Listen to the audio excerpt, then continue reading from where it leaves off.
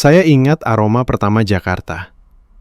Bukan harum melati atau kopi yang kuat, melainkan bau aspal yang terbakar, polusi yang tebal, dan kelembapan yang menempel di tenggorokan. Saya membencinya. Saya membenci kekacauan itu. Saya tiba di sini setahun yang lalu, bukan sebagai penjelajah atau turis. Saya datang sebagai seorang pelarian. Seorang kapitalis murni yang baru saja dihancurkan oleh kegagalan yang paling memalukan di Silicon Valley. Sebuah dana kripto yang seharusnya menjadi masa depan, malah menjadi debu. Mereka mengirim saya ke Asia Tenggara, ke pasar yang saya anggap sebagai tingkat kedua, untuk mencari unicorn berikutnya. Itu adalah hukuman yang dibalut kesempatan. Di mata saya, Indonesia hanyalah sebuah papan catur yang berantakan. Sebuah tempat di mana infrastruktur adalah mitos dan kecepatan adalah mustahil. Saya mencari aplikasi yang bisa diskalakan secara cepat, yang bisa mengambil uang tunai dari jutaan tangan, seperti fintech atau e-commerce. Saya mencari kekayaan instan, tanpa sentimen. Saya berpegang teguh pada prinsip saya.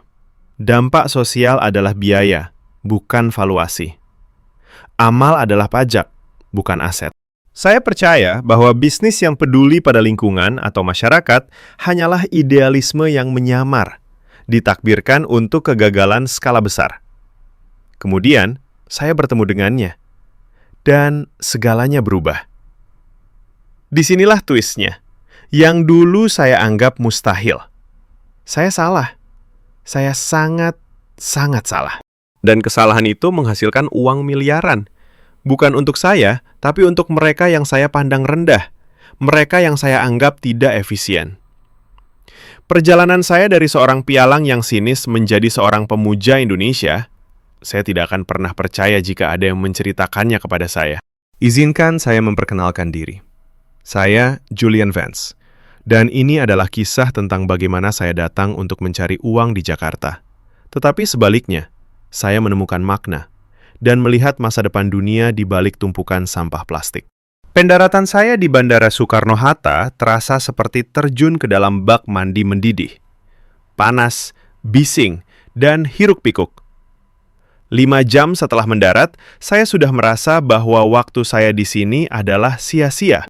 Kantor saya, yang saya dirikan di sebuah gedung pencakar langit yang mewah di Sudirman, adalah satu-satunya benteng ketenangan di tengah lautan sepeda motor yang melengking.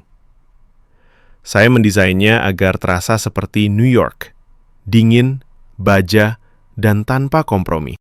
Tujuan saya jelas, mencari perusahaan rintisan yang mengabaikan masalah lokal dan fokus pada eksploitasi data atau kemudahan transaksi. Saya menghindari apapun yang berbau kesejahteraan masyarakat atau pelestarian lingkungan. Itu bukan bisnis, itu politik. Setiap hari, saya bertemu dengan lusinan pendiri muda yang bersemangat. Mereka punya ide bagus tentu saja. Tetapi terlalu banyak ide yang terasa seperti tiruan dari model barat, tanpa sentuhan unik yang bisa membuatnya berkelanjutan di Indonesia. Mereka ingin menjadi Uber berikutnya, Amazon berikutnya. Saya ingin menemukan sesuatu yang benar-benar baru, tapi saya mencarinya di tempat yang salah. Julian, kata Pak Tio suatu malam, penasihat lokal saya yang bijaksana dan selalu mengenakan batik terbaik. Kamu mencari bunga di padang pasir. Kamu harus mencari airnya dulu. Saya menyesap bir bintang dingin saya. Pak Tio, saya mencari skala. Saya mencari kecepatan pertumbuhan. Saya tidak peduli tentang air atau padang pasir. Saya peduli pada metrik. Pak Tio tertawa pelan. Tawa yang terdengar seperti gema kesabaran Asia yang tak terbatas. Baiklah kalau begitu. Besok, kamu harus bertemu Risma dari Daur Ulang Digital. Dia punya metrik, tapi bukan metrik yang kamu cari. Saya memeriksa profil Risma. Daur Ulang Digital. Aplikasi sampah. Sampah? Saya hampir tersedak bir saya. Pak Tio, saya baru saja kehilangan 50 juta dolar pada AI yang bisa memprediksi pergerakan pasar. Sekarang kamu ingin saya berinvestasi pada tempat sampah digital? Julian, di Indonesia masalah terbesar adalah peluang terbesar. Jawab Pak Tio, Nadanya mulai serius.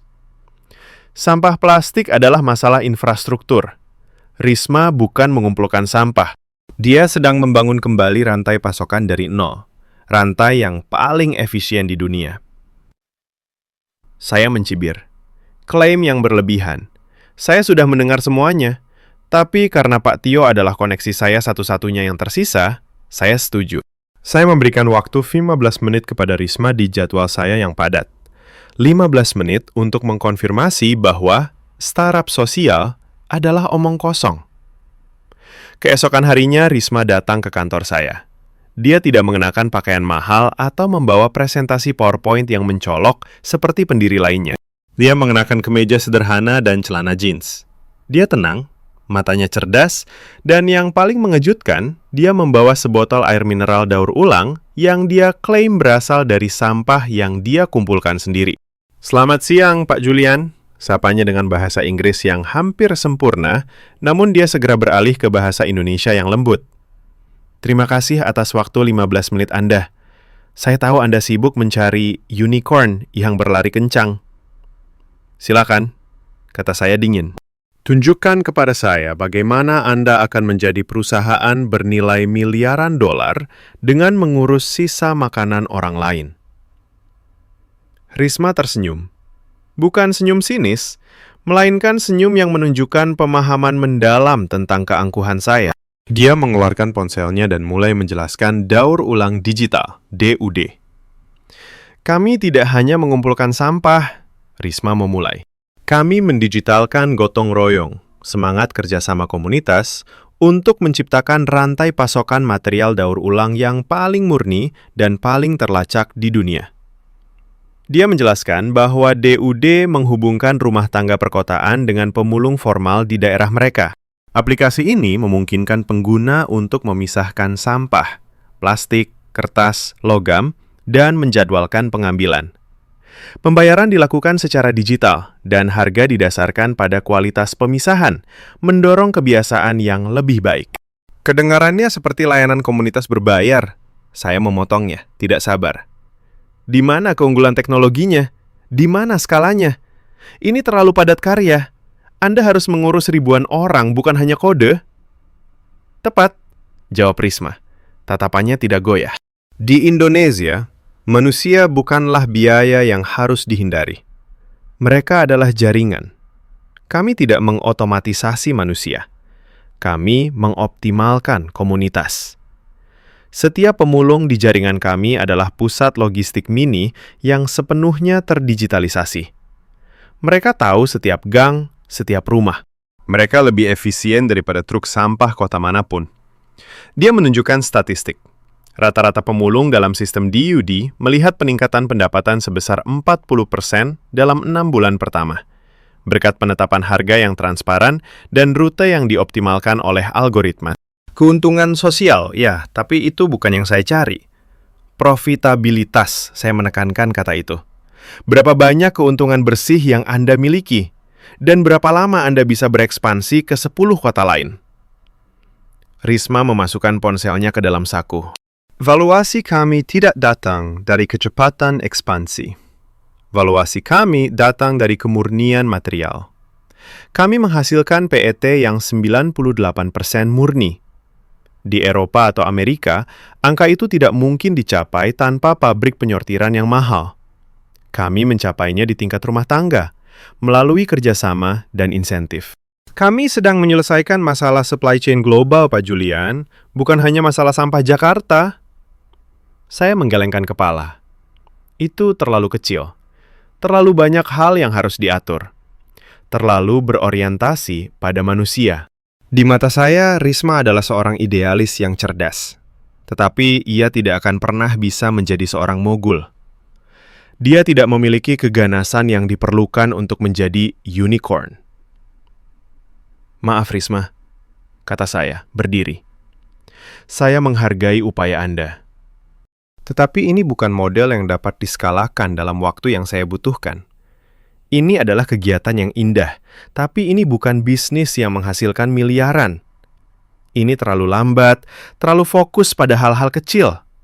Kita perlu bergerak cepat, menghancurkan yang lama. Risma berdiri. Pak Julian, di Indonesia, kami belajar bahwa jika Anda bergerak terlalu cepat, Anda akan meninggalkan komunitas Anda. Dan jika Anda meninggalkan komunitas Anda tidak punya apa-apa. Kami sedang membangun sesuatu yang tidak bisa dihancurkan.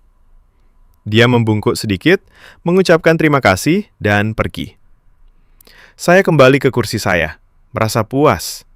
Saya telah menolak amal yang cerdas.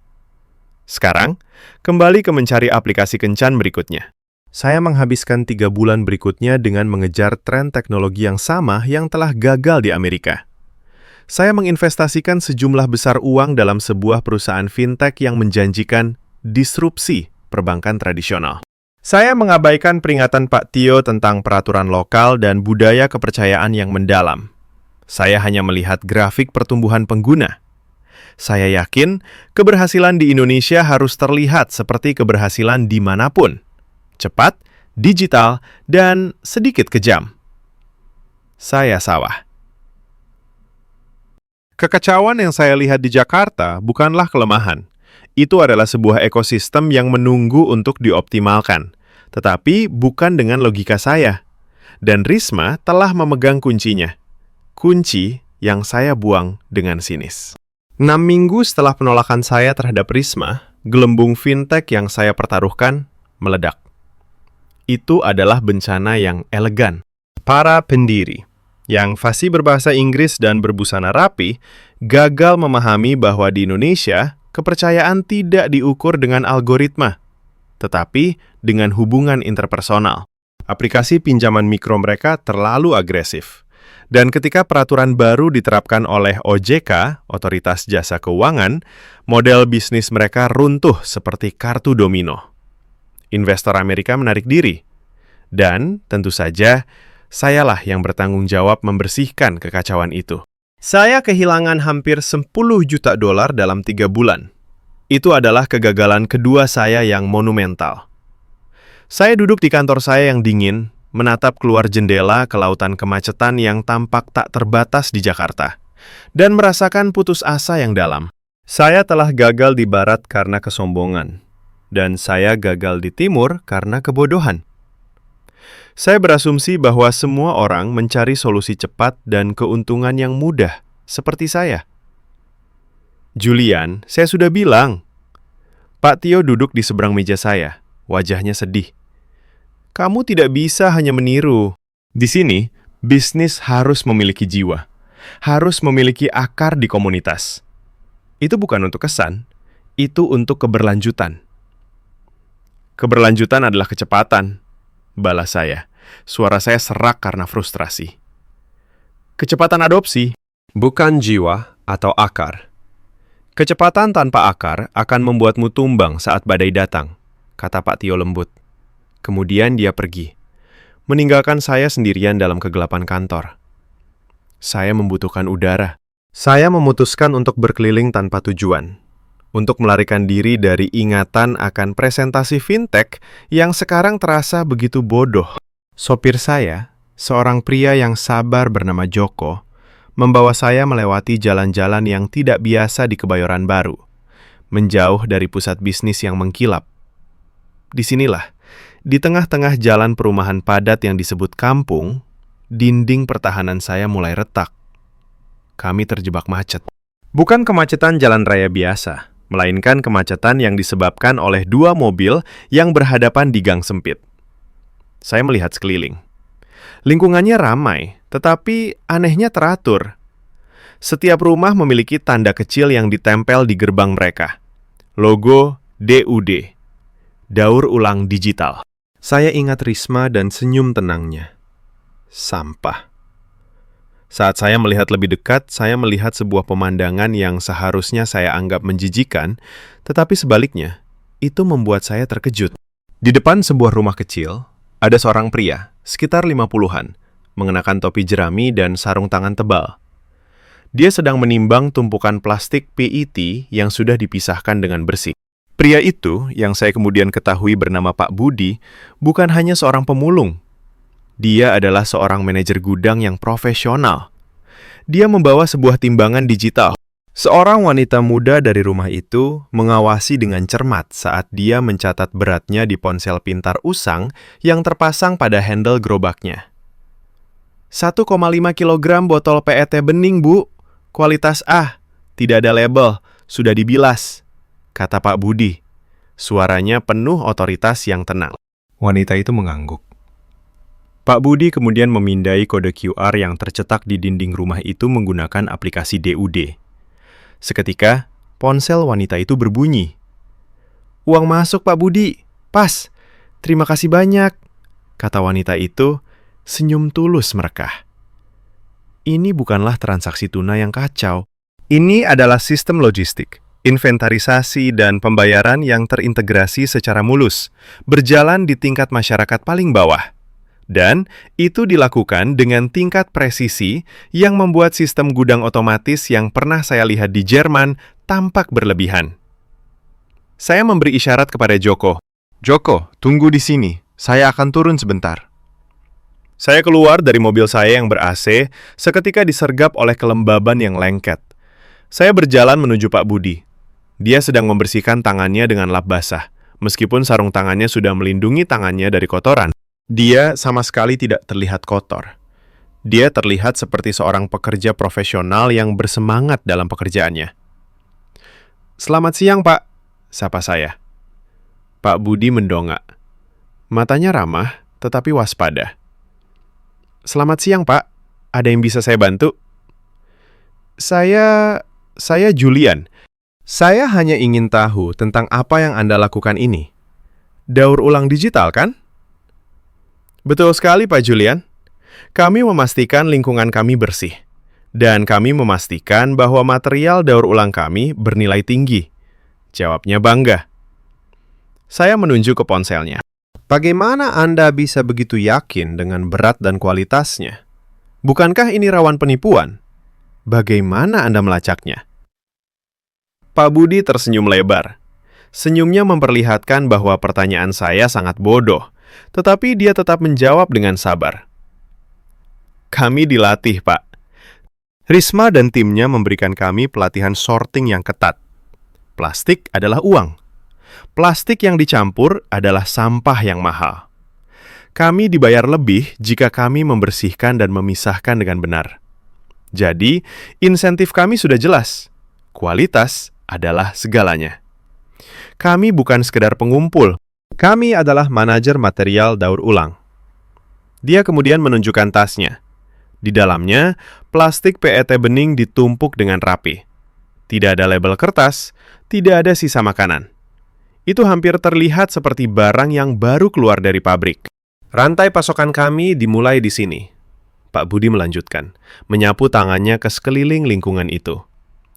"Setiap rumah tangga di sini adalah gudang kecil.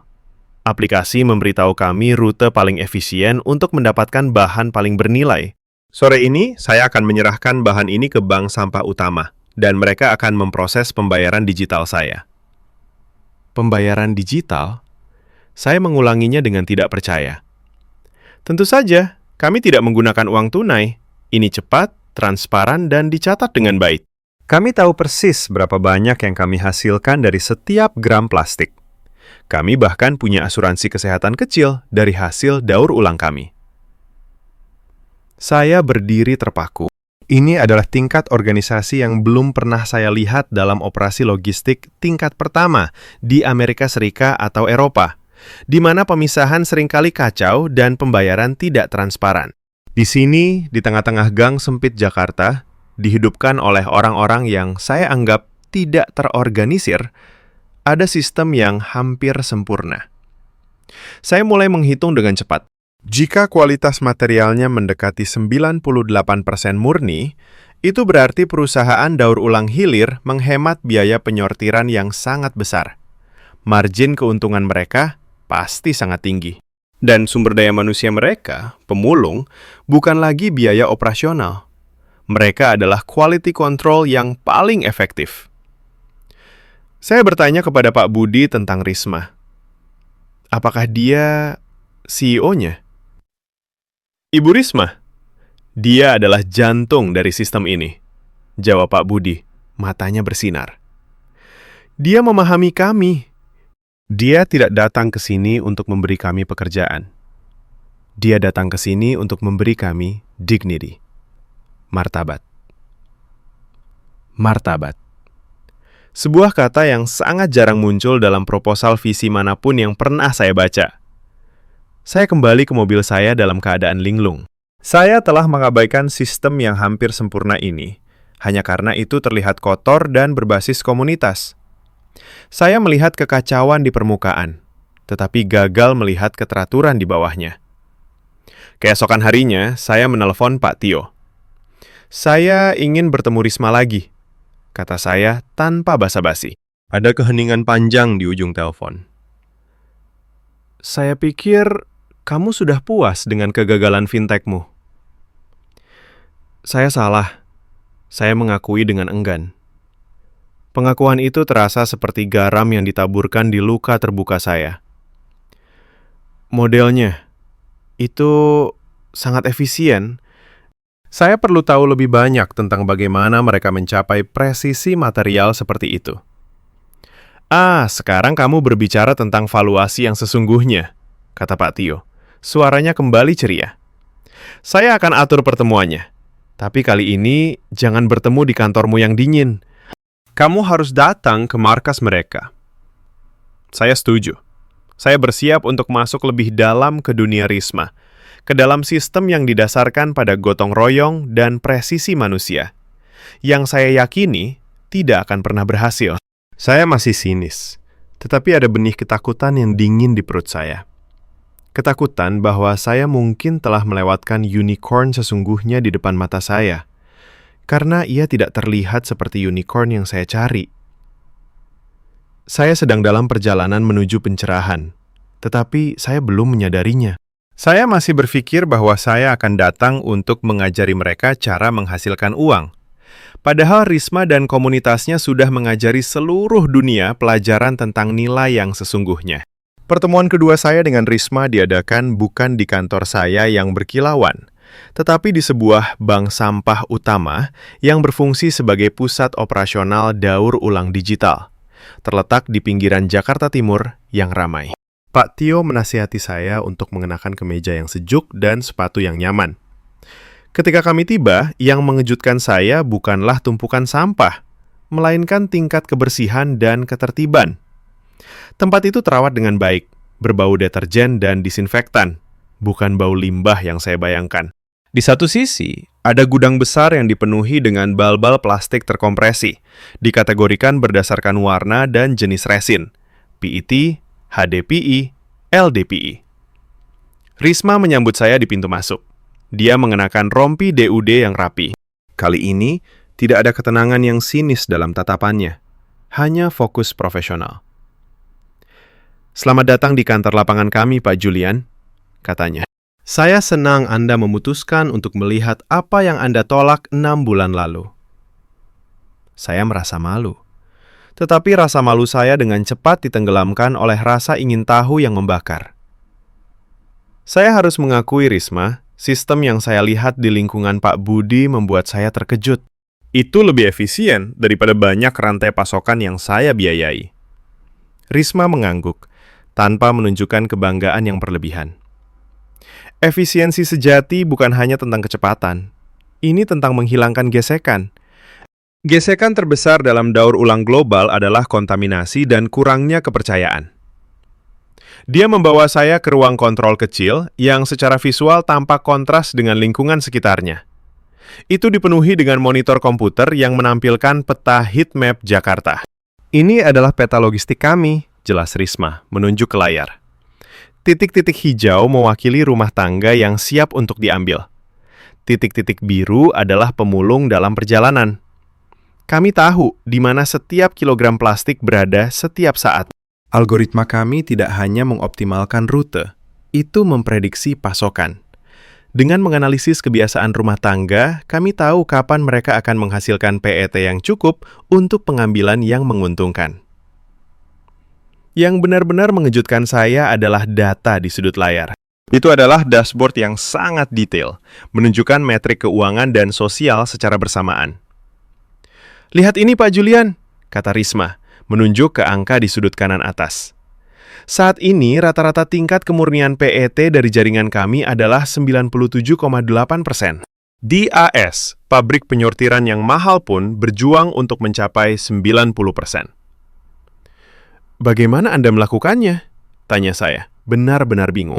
Itu memerlukan tenaga kerja yang sangat teliti. Hampir tidak mungkin untuk dipertahankan di luar laboratorium. Kami mencapai itu dengan berinvestasi pada manusia, bukan mesin, jawab Risma. Di Amerika, Anda membayar orang seminimal mungkin untuk pekerjaan yang dianggap kotor. Di DUD, kami memberikan pelatihan profesional kepada pemulung kami. Pak Budi adalah contohnya. Dan kami membayar mereka lebih banyak untuk kualitas yang lebih baik. Kami tidak memandang mereka sebagai buruh murah, tetapi sebagai mitra bisnis yang paling penting dalam rantai pasokan. Mereka adalah quality control kami yang paling andal, karena mereka memiliki insentif finansial yang jelas untuk menjaga kemurnian. Dia menjelaskan filosofi di balik harga mereka. Jika plastik terkontaminasi, Risma dan timnya harus menanggung biaya pembersihan atau penolakan. Jika murni, harga beli untuk pemulung naik. Kadang-kadang mencapai 2 atau 3 kali lipat harga pasar jalanan yang kacau. Ini adalah model di mana keberhasilan finansial Anda secara langsung terkait dengan kontribusi sosial Anda. Risma menyimpulkan, kami menciptakan keuntungan bagi masyarakat, dan masyarakat menciptakan keuntungan bagi kami. Itu adalah gotong royong yang terdigitalisasi. Saya mulai menyadari sesuatu yang mendasar tentang kegagalan saya di fintech dan VC pada umumnya. Kami selalu mencari cara untuk mengeluarkan manusia dari persamaan. Otomatisasi, robot, AI. Risma, sebaliknya, melihat manusia sebagai aset terbesar, dan dia menciptakan sistem yang menghargai keahlian dan kerja keras mereka secara proporsional. Ini tidak hanya menciptakan pendapatan, tetapi juga kesetiaan yang kuat. Jadi, Anda tidak memiliki masalah pergantian karyawan? Tanya saya. Hampir tidak ada, jawab Risma. Mengapa mereka mau kembali ke sistem lama yang eksploitatif ketika di sini mereka memiliki martabat, pendapatan yang stabil, dan bahkan tunjangan kesehatan? Kami juga mengadakan pertemuan komunitas bulanan. Kami bukan hanya bisnis. Kami adalah keluarga besar yang berorientasi pada tujuan. Mengapa perusahaan daur ulang besar tidak meniru model Anda? Risma tersenyum. Karena mereka harus mengakui bahwa mereka salah. Mereka harus berhenti melihat pemulung sebagai masalah yang harus disembunyikan dan mulai melihat mereka sebagai solusi yang harus diangkat. Itu sulit bagi kapitalis yang terbiasa mengendalikan dan memotong biaya, bukan membangun kepercayaan. Rasa dingin menjalar di punggung saya. Inilah esensi dari revolusi Indonesia yang saya abaikan. Mereka telah mengambil masalah global, sampah plastik, dan menyelesaikannya dengan solusi yang secara inheren lokal dan manusiawi, tetapi sangat unggul secara ekonomi. Saya menghabiskan sisa pagi itu dengan berkeliling pusat operasional, mengamati bagaimana plastik daur ulang diproses untuk siap diekspor. Plastik yang sudah dibal tampak seperti permata industri, bersih dan rapi. Risma menjelaskan bahwa pasar internasional untuk plastik daur ulang murni sangat besar, dan DUD dapat meminta harga premium karena jaminan kemurnian 98% tersebut. Pak Julian, Anda bertanya tentang skala, tanya Risma, menunjuk ke bal plastik yang ditumpuk setinggi atap. Skala kami adalah kualitas yang tidak bisa ditandingi oleh kompetitor kami. Kami tidak perlu menaklukkan dunia. Perusahaan multinasional akan datang kepada kami. Mereka tidak bisa mendapatkan PET murni ini di tempat lain dengan biaya logistik yang efektif. Saat itulah elemen shock and awe yang kedua menghantam saya. Laba yang tidak terkalahkan. Saya melihat laporan keuangan ringkas yang dia berikan. DUD tidak memiliki infrastruktur mahal. Tidak ada pabrik penyortiran robotik jutaan dolar. Biaya terbesarnya adalah pelatihan, teknologi aplikasi sederhana, dan pembayaran yang adil kepada para pemulung. Mereka beroperasi dengan margin kotor yang membuat perusahaan teknologi yang saya danai di AS Rekat tampak seperti badan amal. Tunggu sebentar, kata saya, menunjuk ke angka-angka. Margin kotor Anda untuk PET yang diekspor adalah, saya menghitung dengan cepat, hampir 65%. Itu tidak mungkin. Siapa yang menjadi pembeli Anda? Risma menyebutkan nama 3 raksasa multinasional global. Perusahaan yang memproduksi minuman dan kemasan. Perusahaan-perusahaan yang saya kenal sangat ketat dalam rantai pasokan mereka dan sangat menghargai kemurnian. Mereka datang kepada kami karena kami menyelesaikan masalah mereka yang paling mahal. Kontaminasi, kata Risma. Mereka lebih memilih membayar sedikit lebih mahal di awal untuk material yang dijamin kemurniannya, daripada membayar biaya besar untuk menyortir ulang atau membuang material yang terkontaminasi di gudang mereka. Saya menyadari kengerian akan kebodohan saya. Saya telah mengejar unicorn yang mencoba menjual perangkat lunak yang rumit kepada orang-orang yang tidak menginginkannya. Sementara Risma telah membangun infrastruktur yang sangat dibutuhkan oleh perusahaan terbesar di dunia, menggunakan sistem yang secara inheren adil dan berdasarkan komunitas. Saya telah menghabiskan sebagian besar karir saya mencari disrupsi teknologi yang menggemparkan. Tapi DUD bukan disrupsi. Itu adalah reorganisasi mendasar terhadap cara kerja masyarakat dan bisnis, menggunakan teknologi sebagai alat, bukan sebagai tujuan. Itu adalah model yang stabil, menguntungkan, dan tidak dapat ditiru. Saya ingin berinvestasi, Risma, kata saya, tanpa berusaha menyembunyikan keterdesakan saya. Saya ingin menjadi investor utama Anda. Saya akan memberi Anda penilaian yang Anda inginkan. Risma menatap saya dengan tatapan yang penuh pengertian dan sedikit iba. Pak Julian, 6 bulan lalu Anda mengatakan bahwa kami tidak dapat diskalakan dan kami adalah amal yang bodoh. Anda menginginkan kecepatan, bukan keberlanjutan. Kami tidak membutuhkan uang Anda untuk skala. Kami sudah skala. Kami membutuhkan mitra yang berbagi nilai-nilai kami. Kami tidak ingin investor yang akan mencoba membuat kami bergerak cepat dan menghancurkan sesuatu. Kami sedang membangun fondasi, bukan kastil pasir. Penolakan itu menusuk lebih dalam daripada penolakan finansial apapun yang pernah saya terima. Itu adalah penolakan moral. Dia tidak hanya menolak uang saya, dia menolak filosofi saya. Apa yang harus saya lakukan, Risma? Tanya saya. Saya merasa benar-benar putus asa. Bukan hanya karir saya yang dipertaruhkan, tetapi juga seluruh pandangan dunia saya. Risma tersenyum. Tinggal, lihatlah Jakarta. Jangan hanya melihat dari jendela kantor Anda yang ber-AC.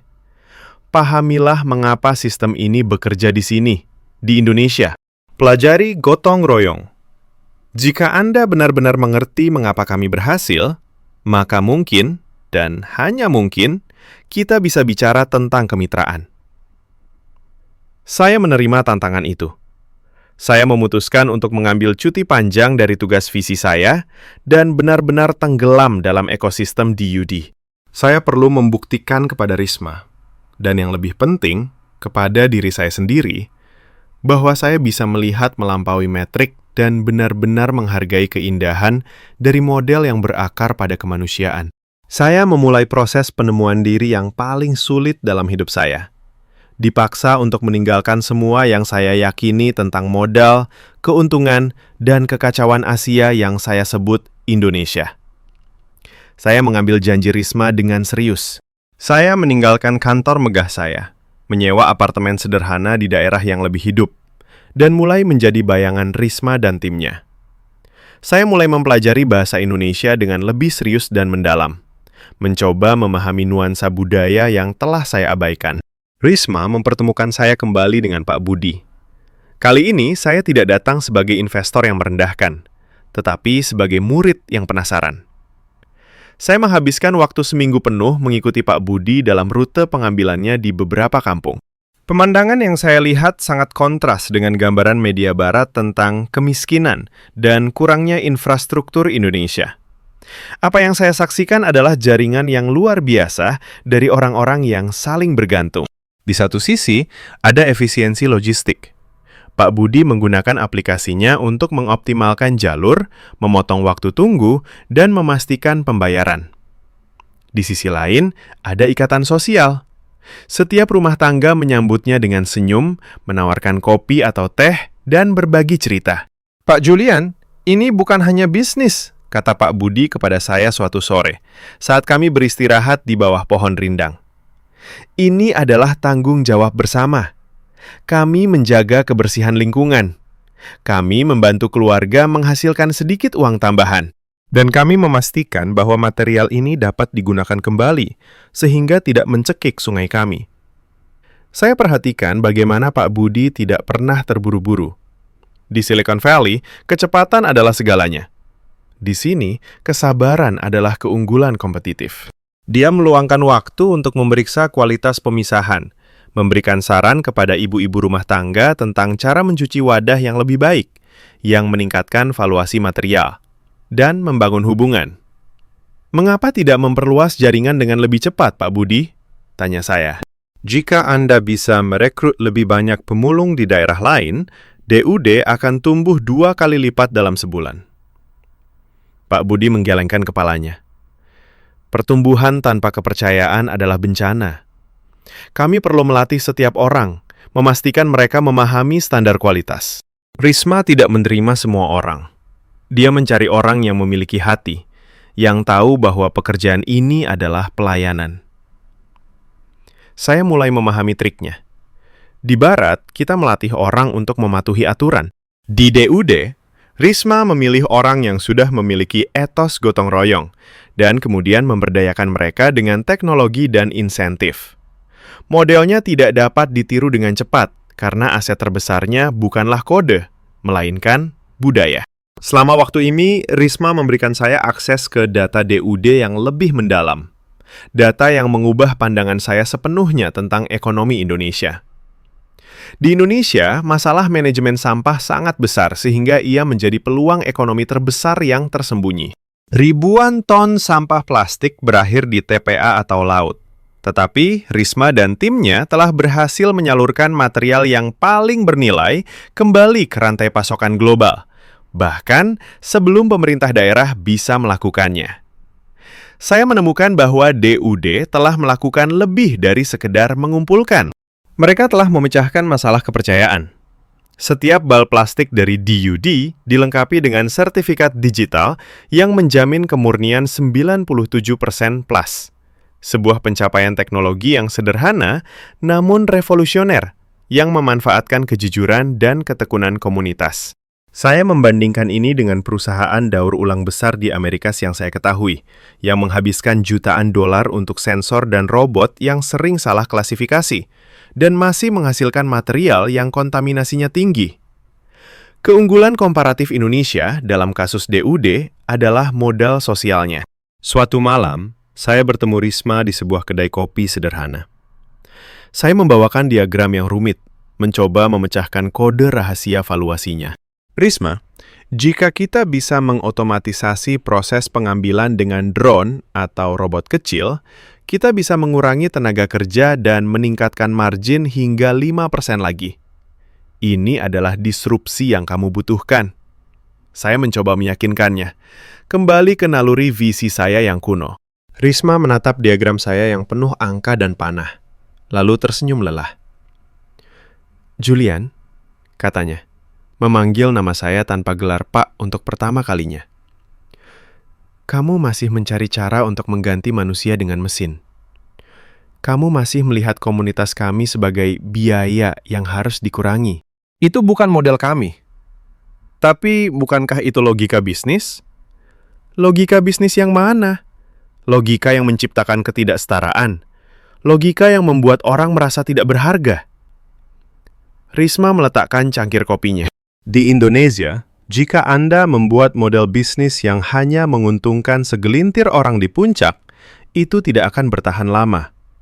Kami memiliki nilai gotong royong, yaitu bekerja bersama untuk kepentingan bersama.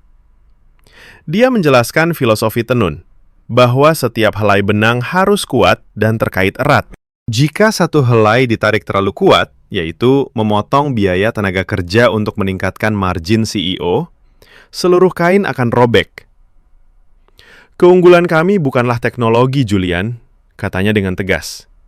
Keunggulan kami adalah resiliensi, ketahanan. Dan ketahanan dibangun di atas hubungan. Kami tidak dapat digantikan oleh robot karena hubungan antara Pak Budi dan setiap rumah tangga adalah perangkat lunak yang paling kuat. Tidak ada algoritma yang bisa meniru rasa saling percaya dan tanggung jawab sosial. Ini adalah shock and awe ketiga saya. Superioritas filosofi bisnis. Filosofi Indonesia, di mana profit tidak mengorbankan manusia, tetapi memberdayakan mereka. Ini adalah model bisnis yang tidak hanya mencari keuntungan, tetapi juga menciptakan stabilitas sosial. Saya mulai menyadari betapa dangkalnya karir saya. Saya telah menciptakan kekayaan artifisial melalui gelembung kripto dan fintech yang didasarkan pada spekulasi dan ketakutan. Risma menciptakan kekayaan nyata dengan memecahkan masalah nyata dan mengangkat martabat ribuan orang. Saya menghabiskan beberapa minggu berikutnya dengan membantu tim Risma menganalisis data ekspor dan potensi pasar. Saya mulai melihat DUD bukan sebagai startup sampah, melainkan sebagai raksasa logistik yang sedang tidur, dengan fondasi yang tak tertandingi. Suatu hari, sebuah email masuk ke kotak masuk saya. Itu dari mantan mitra VC saya di New York. Mereka telah mendengar tentang sistem daur ulang ajaib di Jakarta yang dapat menghasilkan PET dengan kemurnian tinggi. Mereka ingin saya kembali untuk membantu mereka melakukan due diligence pada DUD. Saya merasa mual. Mereka ingin saya kembali, tetapi dengan motif yang sama. Eksploitasi cepat, valuasi tinggi, dan keluar yang menguntungkan. Saya menolak. Saya tidak bisa kembali ke mentalitas itu. Saya telah melihat cahaya. Saya telah melihat model yang secara etis dan ekonomis lebih unggul daripada apapun yang pernah saya ajarkan. Indonesia, yang saya anggap sebagai pasar terbelakang, sebenarnya telah mengembangkan model bisnis paling maju di dunia. Saya menyadari bahwa keputusan saya untuk menolak investasi di awal bukanlah kesalahan profesional, melainkan kegagalan karakter. Dan untuk mendapatkan kesempatan kedua, saya harus membuktikan bahwa saya bukan lagi Julian Vance yang lama. Saya kembali menemui Risma, bukan dengan tawaran investasi, melainkan dengan proposal yang berbeda. Risma, kata saya tidak ingin membeli DUD. Saya ingin membantumu membangunnya di luar negeri. Bukan sebagai visi, tapi sebagai direktur strategi global yang digaji. Saya akan mengambil gaji minimum. Dan saya akan mengurus semua yang berhubungan dengan pasar barat yang tidak kamu percayai. Saya ingin mengambil semua yang telah kamu ajarkan kepadaku. Tentang kepercayaan, tentang gotong royong, tentang presisi manusia.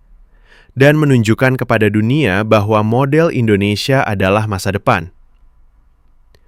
Risma menatap saya lama. Dia melihat bukan hanya keahlian saya, tetapi ke dalam jiwa saya yang telah diperbaiki. Kamu akhirnya mengerti, katanya, senyum kecil di wajahnya. Kami tidak butuh uang cepat, Julian. Kami butuh jembatan yang kuat. Kami ingin memastikan bahwa ketika DUD memasuki pasar lain, kami tidak hanya membawa aplikasi. Kami membawa filosofi kami. Dan kamu tahu, filosofi kami tidak akan pernah bekerja di pasar yang tidak menghargai pekerjaan kotor. Saya tahu. Tapi jika kita bisa menunjukkan kepada mereka keuntungan, jika kita menunjukkan kepada mereka margin 65% ini, mereka akan dipaksa untuk mengubah cara pandang mereka.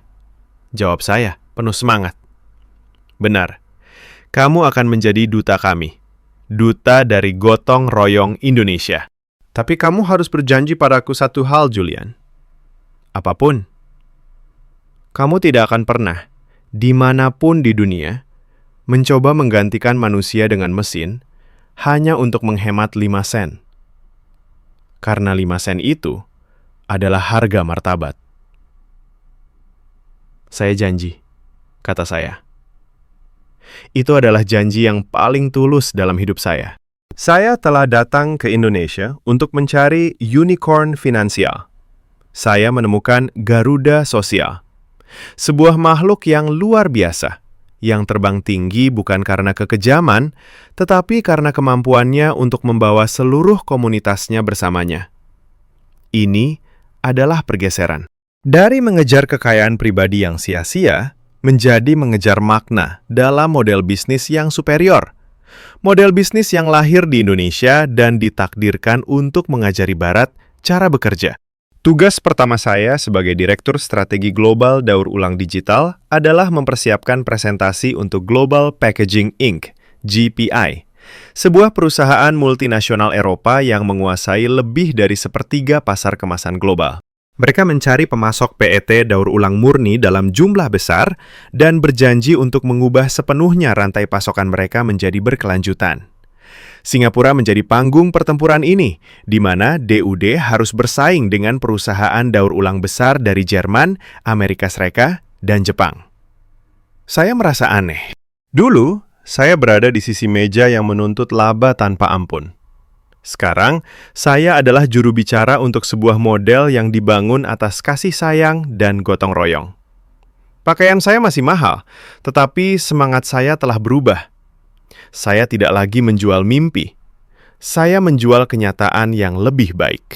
Julian, jangan mencoba terdengar seperti mereka. Risma mengingatkan saya sebelum kami berangkat. Jangan jual kecepatan. Jual ketahanan. Di Barat, badai menghancurkan sistem. Di Indonesia, badai menyatukan kami. Itu perbedaan mendasar dari produk kami.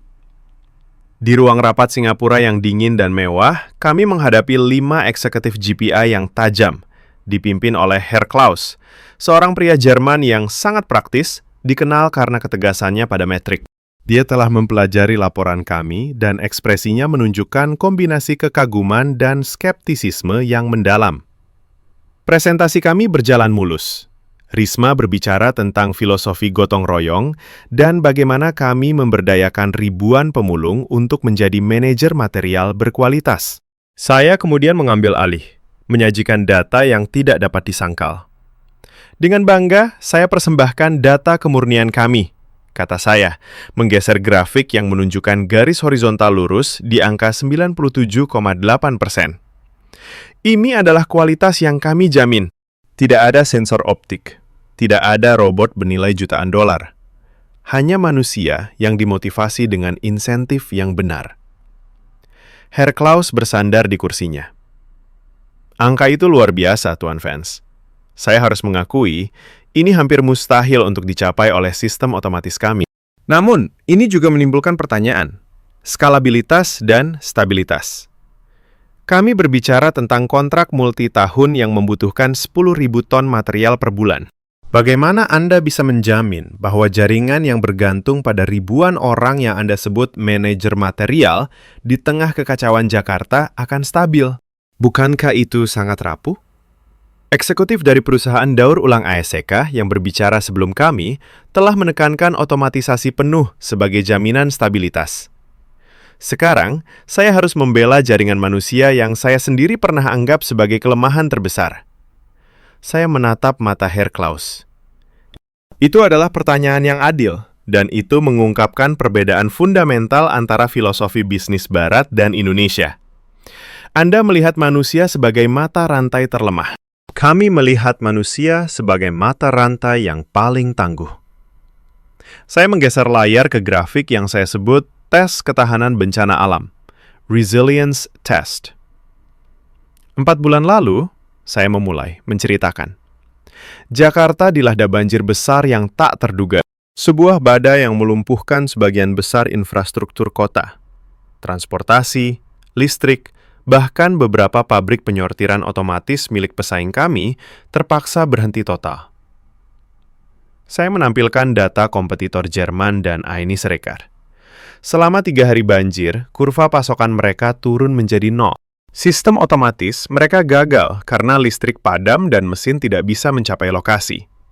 DUD mengalami penurunan pasokan pada hari pertama, sebesar 35%. Saya melanjutkan.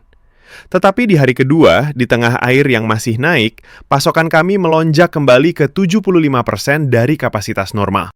Dan pada hari ketiga, kami hampir kembali beroperasi penuh. Bagaimana mungkin? Saya menggeser ke foto yang menakjubkan.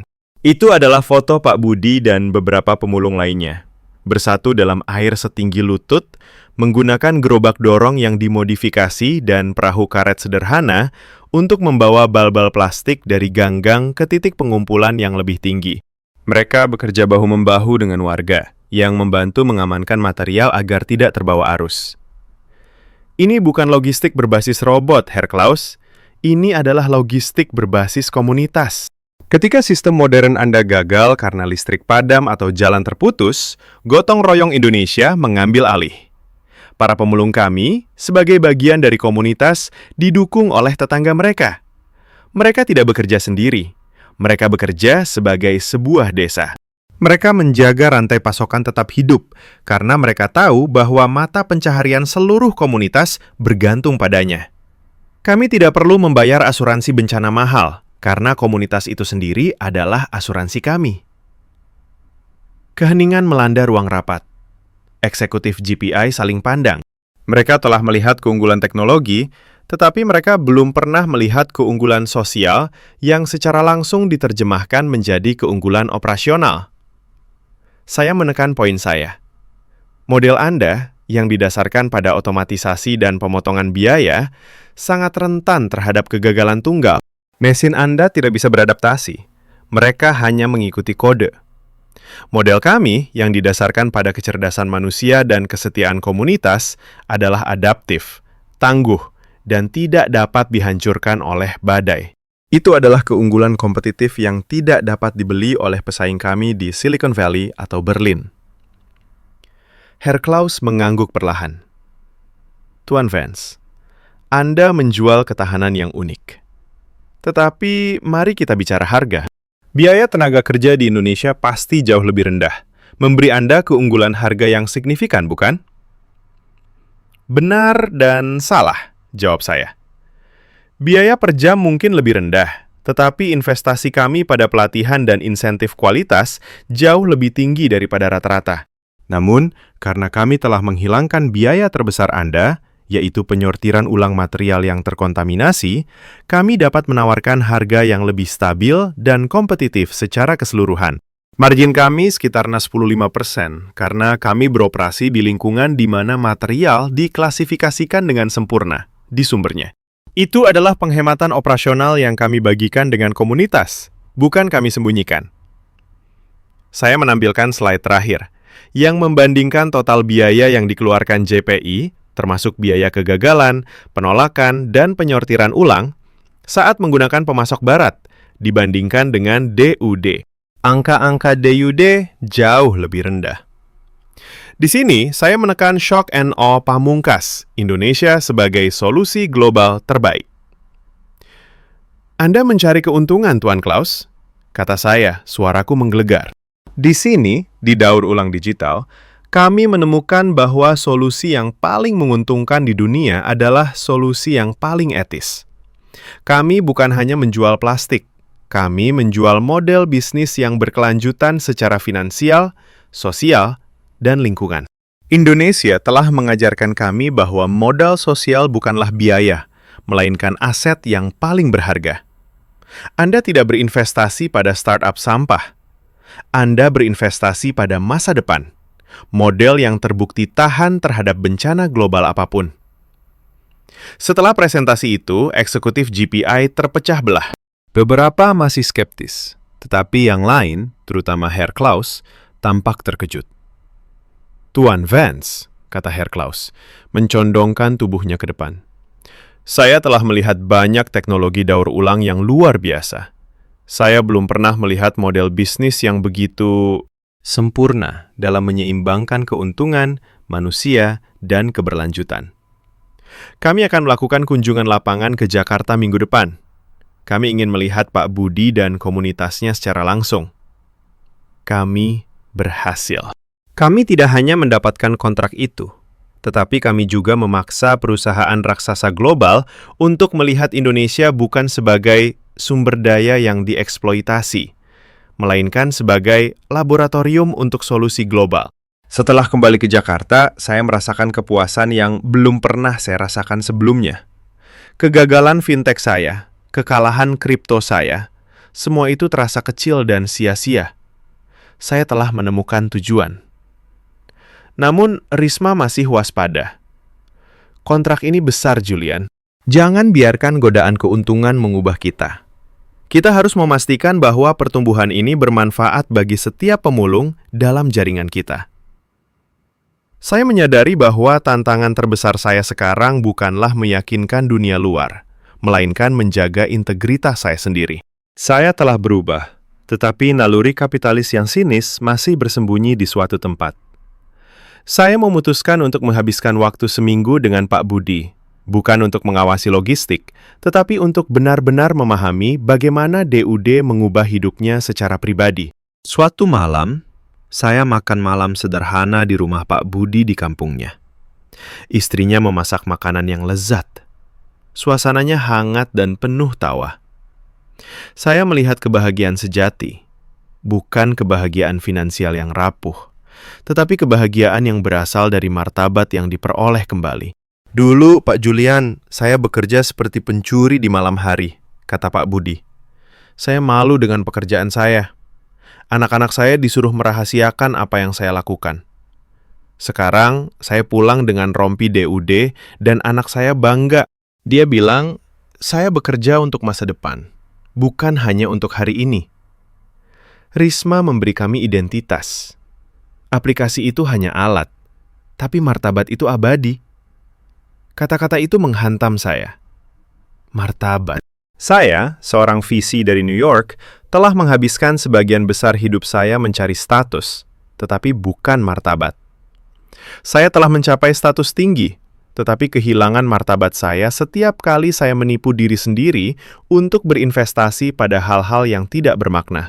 Saya menyadari bahwa keunggulan terbesar Indonesia yang tidak akan pernah bisa ditiru oleh Barat adalah kemampuan untuk mengintegrasikan hati ke dalam bisnis. Mereka tidak memisahkan manusia dari keuntungan. Mereka menjadikannya satu kesatuan. Saya telah menemukan twist yang saya cari. Indonesia bukanlah negara yang perlu diubah oleh modal asing. Itu adalah negara yang harus mengubah modal asing. Saya tidak datang untuk menyelamatkan karir saya. Saya datang untuk diselamatkan oleh filosofi yang saya anggap tidak efisien. Setelah presentasi Singapura, gelombang minat terhadap DUD meledak. Investor asing yang sebelumnya mengabaikan startup sampah, kini berdatangan ke Jakarta. Semuanya ingin menjadi yang pertama memasukkan modal ke dalam logistik sosial terdesentralisasi. Istilah baru yang saya ciptakan untuk membuat mereka terdengar lebih edgy. Saya dan Risma menghabiskan minggu-minggu berikutnya menolak valuasi tinggi dan tawaran investasi yang datang dari perusahaan-perusahaan yang masih memiliki mentalitas keluar cepat. Mereka tidak memahami bahwa aset terbesar DUD bukanlah potensi pertumbuhan, melainkan ketahanan abadi yang ditawarkan oleh filosofi gotong royong. Keputusan Risma untuk menolak uang tunai yang sangat besar membuat para investor terkejut. Mereka menawar $200 juta. Mengapa Anda menolaknya? Teriak seorang mitra VC Hong Kong kepada saya melalui telepon. Anda bisa pensiun. Kami bisa IPO dalam 2 tahun. Kami tidak berinvestasi untuk pensiun. Kami berinvestasi untuk stabilitas. Jawab saya, mengulang mantra Risma. Model kami tidak akan dijual kepada siapapun yang akan merusak integritas rantai pasokan kami dengan memotong upah pemulung. Inilah perubahan saya yang paling dramatis. Dulu, saya akan menjadi orang pertama yang mendorong kesepakatan itu, tanpa peduli pada konsekuensi sosialnya. Sekarang, saya menjadi penjaga gerbang moral DUD. Ketegangan ini mencapai puncaknya ketika Herr Klaus dan tim JPI tiba di Jakarta untuk kunjungan lapangan mereka, ditemani oleh tim media dan, yang lebih penting, tim kepatuhan dan logistik mereka. Hari itu adalah shock and awe yang saya nantikan. Bukan hanya untuk mereka, tetapi untuk menegaskan keyakinan baru saya. Kami membawa tim JPI langsung ke bank sampah utama, tempat saya pertama kali bertemu Risma. Klaus dan timnya mengharapkan kekacauan, bau, dan kurangnya profesionalisme. Sebaliknya, mereka menemukan sebuah operasi logistik yang berjalan seperti mesin jam yang disetel dengan baik. Mereka menyaksikan bagaimana Pak Budi dan timnya menyerahkan material mereka. Setiap bal plastik ditimbang, dipindai, dan diverifikasi dengan kode QR yang menunjukkan riwayat asalnya.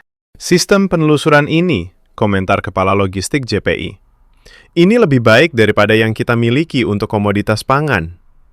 Tentu saja, jawab Risma. Material yang kami kirim ke pabrik Anda adalah aset yang sangat berharga. Kami harus memperlakukannya dengan integritas yang sesuai. Puncaknya terjadi ketika Risma mengundang mereka untuk berbicara dengan para pemulung yang hadir. Salah satu pemulung muda, bernama Siti, dengan percaya diri menjelaskan kepada tim JPI yang semuanya mengenakan setelan jas mahal, bagaimana dia menggunakan data aplikasi DUD untuk memaksimalkan rutenya dan mengelola asuransi kesehatannya. Saya sekarang memiliki akses ke pembiayaan mikro, kata Siti dengan bangga kepada Klaus. Saya bisa mengirimkan anak saya ke sekolah yang lebih baik. Kami bukan lagi orang yang meminta sedekah. Kami adalah pengusaha material yang disubsidi oleh nilai yang kami ciptakan. Klaus, yang biasanya tanpa emosi, tampak terharu. Dia tidak melihat buruh. Dia melihat manajer rantai pasokan mikro. Masing-masing diberdayakan oleh teknologi sederhana dan filosofi moral yang kuat. Saya punya satu pertanyaan terakhir, kata Klaus kepada Risma.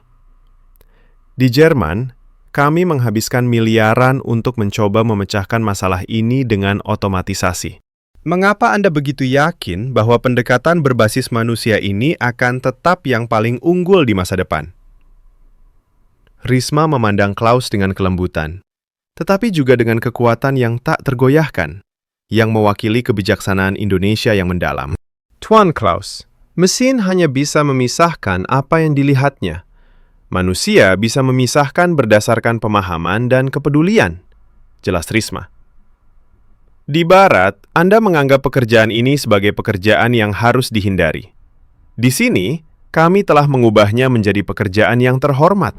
Ketika Anda memberikan martabat kepada orang, mereka akan memberikan Anda kualitas yang tidak dapat dibeli dengan uang. Ini adalah keunggulan budaya, Tuan Klaus. Saya menambahkan, mengambil isyarat dari Risma. Anda tidak bisa membeli gotong royong. Anda harus memupuknya. Dan itulah mengapa DUD tidak hanya kompetitif. Kami superior. Kami adalah sistem yang terintegrasi sepenuhnya dengan struktur sosial masyarakat. Jika Anda ingin menjadi pemasok global terbersih, Anda harus bermitra dengan model yang dibangun di atas kejujuran dan komunitas yang paling unggul di dunia. Klaus menoleh ke timnya. Saya tidak melihat satupun kelemahan dalam model operasional ini. Tidak ada. Saya rasa kita harus melanjutkan. Perjanjian dengan JPI ditandatangani hari itu. Kontrak multitahun yang mengubah DUD dari bintang lokal menjadi pemasok rantai pasokan global yang penting. Dan yang paling penting, di bawah Risma dan persetujuan saya, perjanjian itu mencakup klausul yang menjamin peningkatan upah tahunan bagi semua pemulung yang terkait dengan volume pasokan, memastikan bahwa komunitas mendapat bagian langsung dari keberhasilan global DUD. Setelah penandatanganan, Klaus menarik saya ke samping. Tuan Vance, kami telah mengikuti karir Anda. Kami tahu Anda seorang pialang yang tangguh. Tapi Anda telah berubah. Apa yang terjadi pada Anda di Jakarta? Saya tersenyum. Senyum itu tulus, bukan paksaan yang sinis seperti dulu. Saya datang ke Indonesia untuk mencari uang, Tuan Klaus. Saya pikir saya akan mengajari negara ini cara berbisnis, kata saya. Sebaliknya, saya menemukan bahwa Indonesia sudah jauh di depan kami. Negara Anda, Jerman, dan negara saya, Amerika, kami terlalu fokus pada cara untuk menghasilkan uang dari orang. Indonesia telah mengajarkan saya cara menghasilkan nilai dengan orang. Itu adalah perbedaan antara model bisnis yang rapuh dan model bisnis yang abadi. Saya telah melewati titik balik emosional saya. Saya tidak lagi meratapi kegagalan masa lalu saya. Saya merayakan perubahan yang dibawa oleh Indonesia.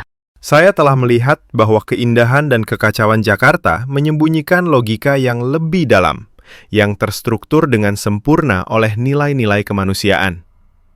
Saya menelpon kantor pusat saya di New York, bukan untuk meminta pekerjaan saya kembali, tetapi untuk mengundurkan diri secara permanen. Saya menjelaskan bahwa saya telah menemukan model bisnis yang saya yakini, dan itu tidak selaras dengan filosofi lama mereka yang hanya mementingkan keuntungan. Saya tidak pernah menyangka bahwa saya, Julian Vance, seorang investor mavo, akan meninggalkan hiruk-pikuk pasar keuangan global untuk fokus pada rute pengumpulan sampah di pinggiran Jakarta. Tetapi disinilah saya menemukan integritas dan tujuan sejati. Saya telah menjadi duta dari sistem superior yang disebut Indonesia. Saya tidak kembali ke New York. Saya menjual saham tersisa saya di perusahaan visi lama dan menginvestasikan sebagian besar uangnya. Bukan di DUD, karena Risma masih menolak modal eksternal yang besar, melainkan di pengembangan teknologi sederhana yang mendukung operasional DUD, memastikan setiap pemulung memiliki peralatan terbaik yang tersedia, dari timbangan digital presisi hingga aplikasi yang lancar. Saya telah sepenuhnya beralih dari mencari untung menjadi memfasilitasi nilai. Perubahan saya yang paling besar adalah bagaimana saya memandang Jakarta. Keramaian yang dulu saya anggap sebagai kekacauan, kini terasa seperti energi yang tak terbatas. Saya belajar untuk bernavigasi di antara sepeda motor dan gerobak, menemukan ritme yang mendalam di balik kebisingan permukaan. Jakarta bukan tempat untuk diatasi, itu tempat untuk dialami. 6 bulan setelah kontrak JPI, Risma memutuskan bahwa DUD siap untuk ekspansi global. Sasaran kami? San Francisco, California, jantung Silicon Valley. Tempat di mana saya pertama kali belajar untuk menjadi kapitalis tanpa belas kasihan. Kita harus membuktikan kepada mereka bahwa model kita bekerja di tempat di mana upah tenaga kerja sangat mahal dan modal sosial rendah, kata Risma.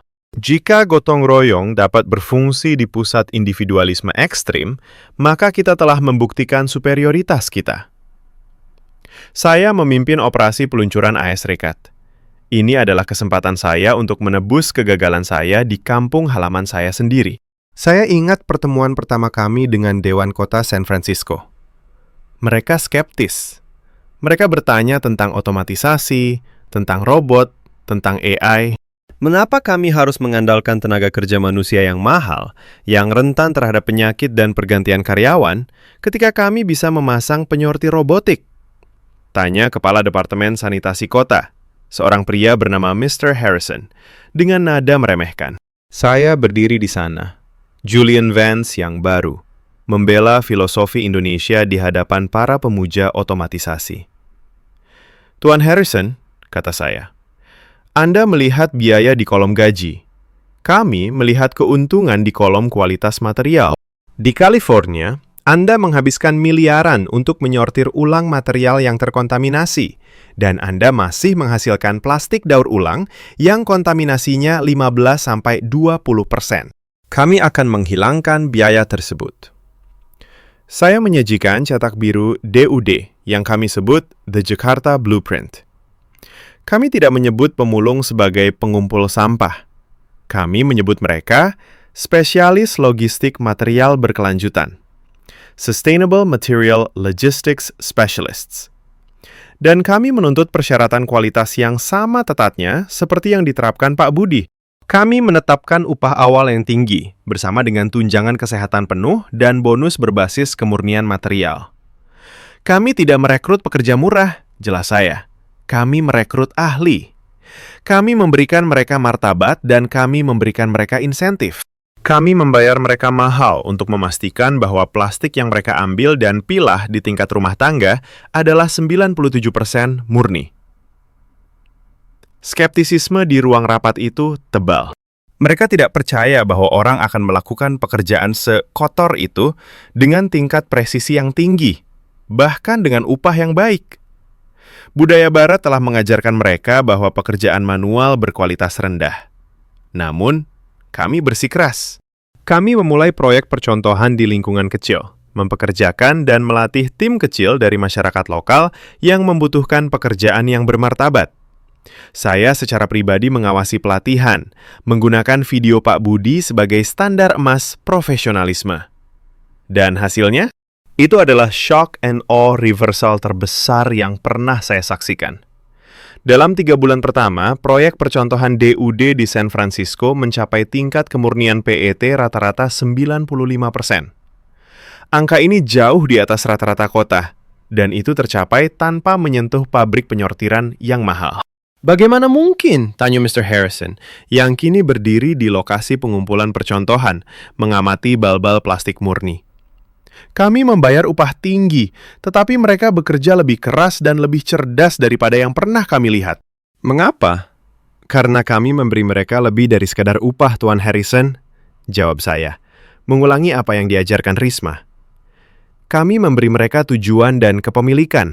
Mereka tahu bahwa jika material mereka sempurna, DUD mendapatkan harga premium, dan sebagian dari keuntungan itu dikembalikan kepada mereka. Mereka bukan roda gigi dalam mesin. Mereka adalah insinyur. Keberhasilan DUD di San Francisco menjadi berita utama. Para ekonom dan pakar logistik terkejut. Model yang lahir dari jalanan Jakarta, yang dulu dianggap terbelakang, kini mengungguli model-model barat yang didanai miliaran dolar. Saya ingat menelpon Risma. Air mata menggenang di mata saya. Risma, itu berhasil. Mereka tidak bisa membantahnya. Model Indonesia lebih unggul! Risma tenang di ujung telepon. Saya tahu itu, Julian. Kami tidak pernah meragukannya. Kemanusiaan selalu lebih efisien daripada mesin yang tidak berperasaan. Sekarang, jangan biarkan mereka merusak filosofi kita. Pastikan setiap spesialis logistik di San Francisco tahu bahwa mereka adalah bagian dari keluarga global DUD. Saya menyadari bahwa DUD tidak hanya menjual solusi daur ulang. Kami menjual filosofi kehidupan. Kami menunjukkan kepada dunia bahwa bisnis tidak harus menjadi permainan dengan jumlah 0, zero-sum game. Keuntungan finansial dan dampak sosial bisa dan harus saling memperkuat. Melalui keberhasilan global DUD, saya menemukan penebusan saya. Saya tidak hanya memperbaiki kerusakan yang saya lakukan pada karir saya, tetapi saya memperbaiki kerusakan yang dilakukan oleh ideologi kapitalisme saya sendiri. Saya telah menjadi seorang penginjil untuk model Indonesia. Saya tidak lagi melihat kegagalan kripto saya sebagai akhir dari segalanya. Saya melihatnya sebagai kegagalan ilusi yang diperlukan, yang memaksa saya untuk mencari kebenaran yang jauh lebih solid, yang saya temukan di antara tumpukan sampah plastik di Jakarta, dipimpin oleh seorang wanita yang memahami kekuatan kebaikan. Saya mulai menulis buku tentang perjalanan saya, yang saya beri judul The Gotong Royong Advantage: How Indonesia's Social Economy Became the World's Most Profitable Business Model. Saya tidak hanya menyanjung Indonesia. Saya memberinya kehormatan yang layak. Sebuah pengakuan bahwa negara ini telah menciptakan cetak biru untuk bisnis yang berkelanjutan dan etis di masa depan. Setiap kali saya berada di San Francisco, saya memastikan bahwa tim logistik Aeta Srikata mendengar cerita Pak Budi, seorang pria yang mengubah pekerjaannya dari pekerjaan yang memalukan menjadi pekerjaan yang dihormati. Semua berkat sistem yang menghargai martabat. Di Jakarta, DUD terus berkembang dengan stabil. Risma menjadi ikon nasional, tetapi dia tetap rendah hati dan berfokus pada komunitas. Dia adalah arsitek dari sebuah revolusi diam-diam. Saya, Julian Vance, orang yang dulu mencibir pada idealisme, kini menjadi pengawal idealisme tersebut. Dan saya tahu bahwa tidak peduli di mana DUD beroperasi di dunia, nilai-nilai yang ditemukan di Indonesia akan selalu menjadi keunggulan kompetitif terbesar kami. 5 tahun telah berlalu sejak saya menolak tawaran investasi yang paling menguntungkan dalam karir saya dan memilih untuk bekerja untuk Risma. Daur ulang digital kini beroperasi di 3 benua, secara konsisten mengungguli setiap pesaing yang mengandalkan otomatisasi mahal. Model gotong royong telah terbukti menjadi arsitektur logistik yang paling efisien, tangguh, dan berkelanjutan di dunia.